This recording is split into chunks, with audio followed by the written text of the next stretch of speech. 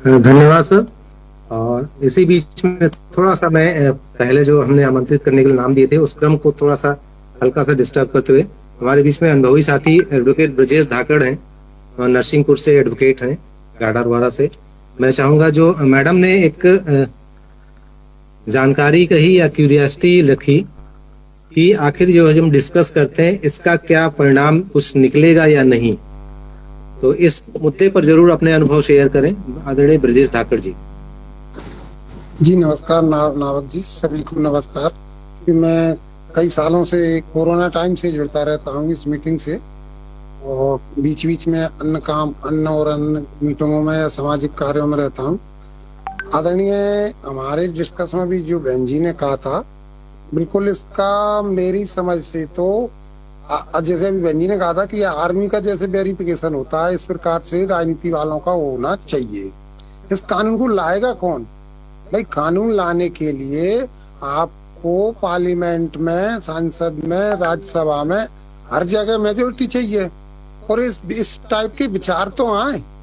अब इसमें जो है हम लोग विचार कर रहे हैं, ये विचार बहन जी के विचार बहुत सुंदर हैं और बिल्कुल सटीक बैठते हैं। इसका प्रचार प्रसार जनता में हो। उन राजनीतिक दल जो इस समय कानून चिल्ला रहे हैं हम स्वच्छता लाएंगे, तो जनता उनसे ये तो पूछे कि भैया आप हमारे ये विचार हैं, इस टाइप का लाएं आप कि आर्मी से इसका वेरिफिकेशन कराएं। तो आखिर जनता की ही जिम्मेदारी ज्यादा बनती है सर, जागरूकता की मेरे विचार में। अब इलेक्शन प्रत्येक राज्य में, अभी विधानसभा है, फिर लोकसभा है, तो हमारी जनता इन मूल मुद्दों पर, जो कि वाकई में भ्रष्टाचार के आदरणीय बहन जी ने कहा बिल्कुल सही है। हम लोग चुनाव के टाइम में तो चुनाव लड़ते हैं, उनसे इस टाइप की कोई हमारी जनता सवाल ही नहीं करती कि भाई आप इस मुद्दे पर तो आइए कि आप किस लिए, आप जो नेतागिरी में आए हैं, आप पे कितने मुकदमे हैं, आखिर क्यों हैं, आप पे कितनी दौलत है, आपकी राजनीतिक पार्टी जो भी हो वो आपकी वो ला रही है कि साहब हम जनता के लिए करेंगे, इसका पैसे का मैनेजमेंट कहाँ से होगा, जनता के टैक्स में कितना है। अगर आप ये घोषणा नहीं कर पाते पूरी, तो क्यों ना आपका राजनीतिक दल की जो प्रॉपर्टी है उसको नीलाम करके, जो आपने जैसे मैंने कमेंट किया सर कि मैं आपको ये दूंगा कोई भी शपथ पत्र पे, तो अगर मैं उसको पूरा नहीं कर पा रहा तो मेरी चल संपत्ति से वसूल होना चाहिए। तो इस टाइप की जनता जब तक हमारी जागरूक नहीं होगी, आप देखिए जीएसटी का कितना बड़ा अमाउंट इकट्ठा होता है, कहाँ खर्च हो रहा है, इस शायद सरकार आंकड़ों में बता दे तो ठीक है, लेकिन जब इसकी सीएजी की रिपोर्ट आती है, प्रत्येक राज्य की, प्रत्येक शासन की सीएजी की रिपोर्ट देख ले, उसमें 100 करोड़ का मिलेगा घपला, पता चला कि इस विभाग ने 500 करोड़ ही खा गई, या कोई की कटाई नहीं हो रही कई सालों से। बहन जी इस टाइप की इस समय देश में राजनीति है।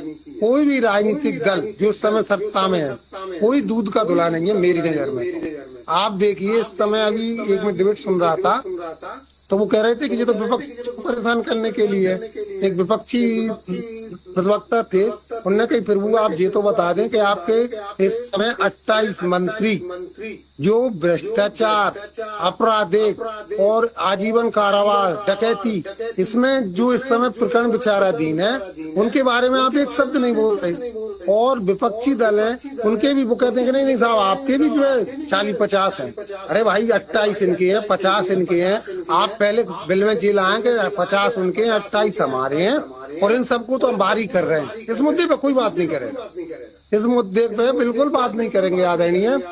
और चुनाव के टाइम लंबी लंबी बात करते हैं। हमने राजनीति में जो है, सार्वजनिक जीवन में, राजनीति में उनके लिए स्पेशल कोर्ट गठित किए हैं और 1 साल में हम उनका फैसला कर देते हैं। आदरणीय 5 साल से शासन, 10 साल से लगभग, तो उनका आंकड़ा था कि नहीं 28 है आपके यहाँ, करेक्ट।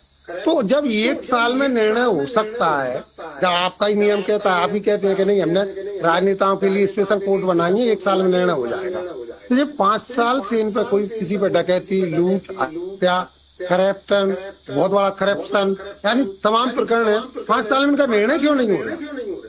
आखिर पर आपका कानून किस मतलब का है? आप जो कह रहे हो क्यों चार्ज क्यों फाइल नहीं हो पा रहा? तो इस प्रकार ये तो केवल जनता को, जो जनता के मूल मुद्दे हैं उनसे भटकाने के लिए स्वच्छता की बात करते हैं। आदरणीय इस समय मेरे विचार में मुद्दा है, मैं एमपी से बिलोंग करता हूँ, कि 27% आरक्षण के लिए कानून है। सुप्रीम कोर्ट कह रहा है कि भाई आपको किसने रोका, लागू करिए। लेकिन नहीं, उस मुद्दे पे ना तो एमपी सरकार बोलेगी, विपक्षी कहेंगे हमने ये किया था, हम ये प्रयास कर रहे हैं। लेकिन आपने भी क्या किया, आपने भी तो कह रहे हो कि हमने 27% देने के लिए किया है। सॉरी, माफी चाहूंगा, मैं थोड़ा इस समय एमपी के ज्वलंत मुद्दे पर चला गया, अगर उसके लिए मैं माफी चाहूंगा।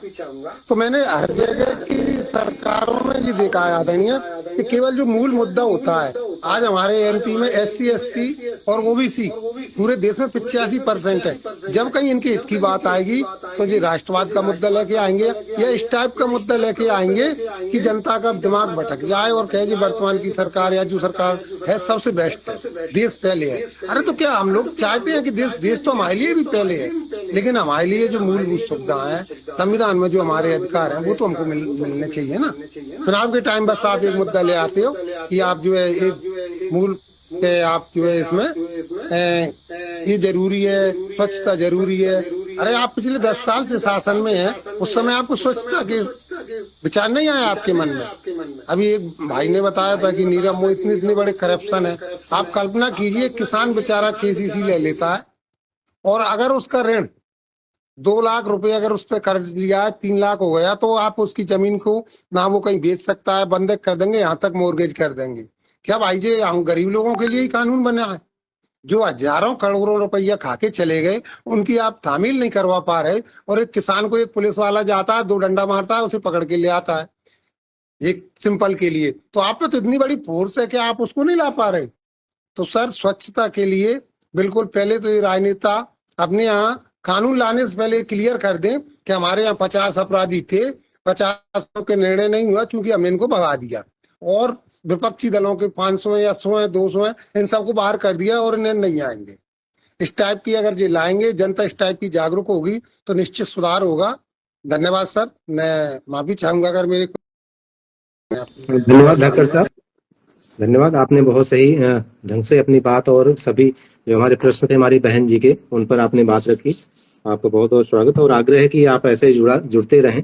अनुभवी साथियों का यहाँ विचार और अनुभव हम लोगों के लिए बहुत और सभी के लिए बहुत उपयोगी है। मैं पहले इनवाइट किया था रविदत्त जी को और ललन जी को, कि उनसे आग्रह है कि थोड़ा आएं और संक्षिप्त में अपनी बात रखें, क्योंकि हमारे बीच में प्रवीण कोल्हे जी नए साथी हैं, प्रमोद चौधरी जी हैं, उनको जरूर सुनना चाहेंगे। आप सबकी सहमति से जरूर उनको सुनेंगे।